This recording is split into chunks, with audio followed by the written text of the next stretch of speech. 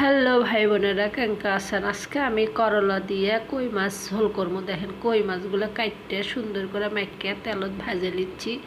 তো ইনকে করে ঝোল করলে মোটামুটি ভালোই লাগে। অনেকে করলা ঝোল খায় না, তা আমি চিন্তা করলো যে আমি এনে করলা ঝোল করে দেখি তো কেমন লাগে।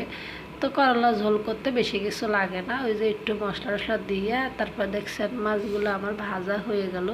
সেই তাওয়াতে এই যে করলাগুলো ভেজে নিচ্ছি, তাহলে এটা তিতে কমবিহীনি, তখন খাইতে মজাই লাগবে।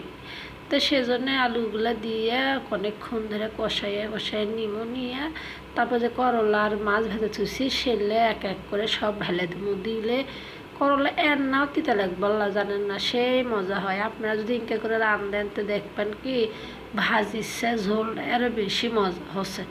তা আমি ইনকে করে রান্ধিচ্ছি, দেখি কেমন লাগে।